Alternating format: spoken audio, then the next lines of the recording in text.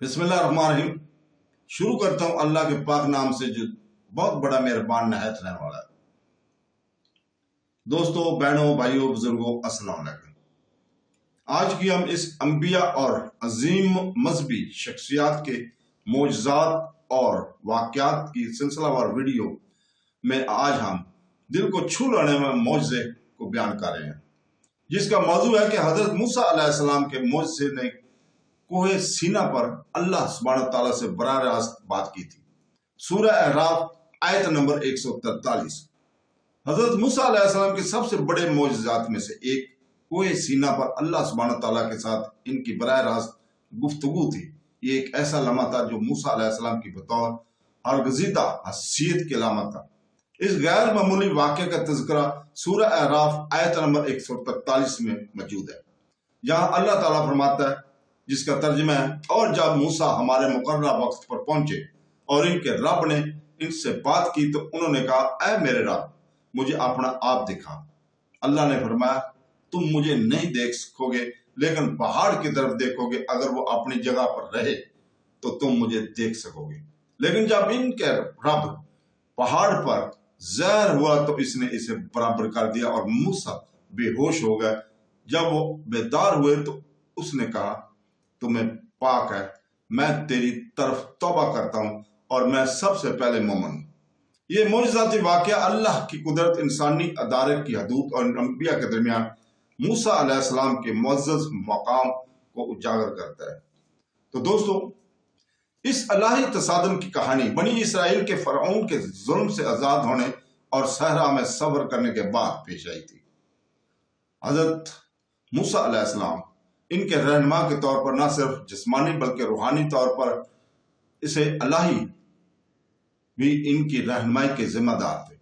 अल्लाह हदायत हासिल करने के लिए कोहे सीना पर चढ़ने का हुक्म दिया, बशमूल तौरात, जिसमें नबी बनी इसराइल के लिए वानीन मौजूद थे। मूसा अलैहिस्सलाम के दरमियान ये मुलाकात किसी भी दिगर पैगम्बराना वही और अल्लाह के बरकस थी, क्योंकि मूसा अलैहिस्सलाम को फरिश्ता जिब्राइल अलैहिस्सलाम की सालसी के बगैर बराह रास्त अल्लाह के कलाम को सुनने का नादर एजाज हासिल हुआ था।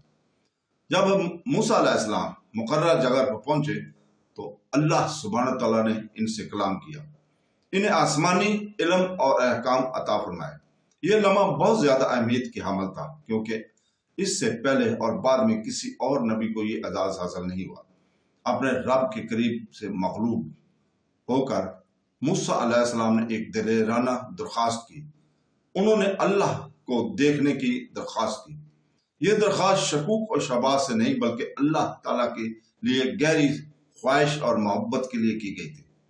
इस मतलब के इंसान अपने दीनी वजूद ताम अल्लाह ताला इसके लिए इलाही जोहर को नहीं देख सकता था। इसके बजाय अल्लाह ताला ने मूसा अलैहिस्सलाम को पहाड़ का मुशाहिदा करने का हुक्म दिया। अल्लाह सुब्हानहू तआला ने अपनी कुदरत के मुजाहरे में अपनी मौजूदगी का एक हिस्सा पहाड़ पर जाहिर किया और फौरन ही पहाड़ रेजा रेजा हो गया। इस वही इलाही की सर ताकत ने मूसा अलैहिस्सलाम को बेहोश कर दिया। जब इसे होश आया तो इसने फौरन अल्लाह ताला की अजमत का एतराफ किया। इंसानी इस्तिकात से बहर की दरख्वास्त करने से तौबा की। इसने अपने ईमान का ऐलान किया, ये तस्लीम करते हुए कि अल्लाह की हिकमत अल्लाह और अल इल्म की कुछ पहलू इंसानी समझ से बाहर है।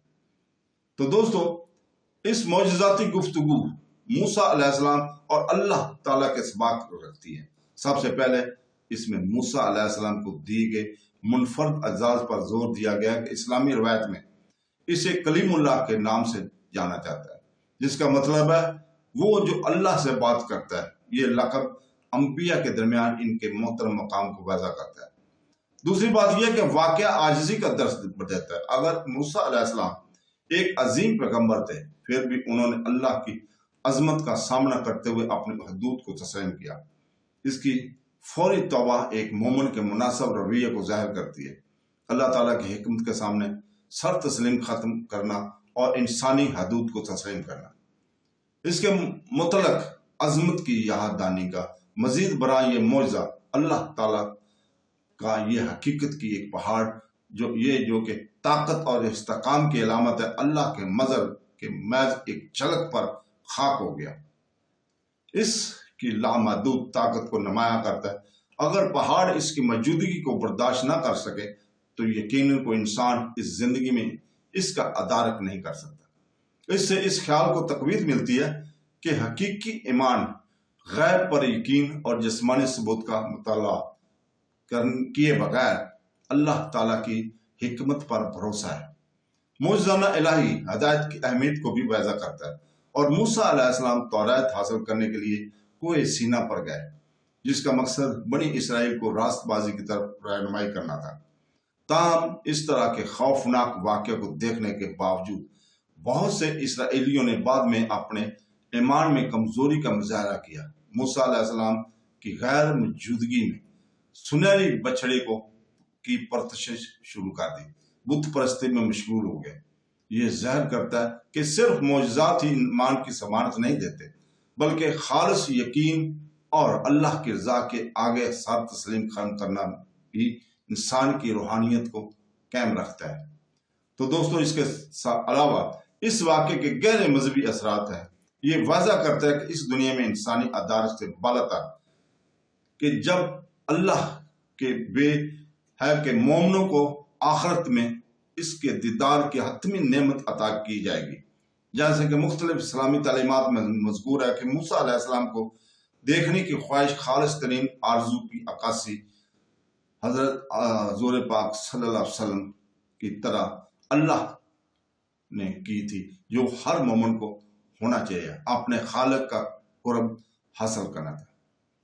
آخر میں کوہ سینا پر حضرت موسیٰ علیہ السلام کا اللہ سے براہ راست کلام کرنے کا معجزہ اسلامی تاریخ کی اہم ترین واقعات میں سے ایک ہے۔ اللہ تعالیٰ یہ موسیٰ کی بے مثال عزت اور اللہ ایمان اور عاجزی کی اہمیت کو اجاگر کرتا ہے۔ یہ واقعہ مومنوں کو اللہ کی حکمت پر بھروسہ کرنے، انسانی حدود کو پہچاننے اور اس کے ساتھ گہرے روحانی تعلق کے لیے کوشش کرنے کا درس دیتا ہے۔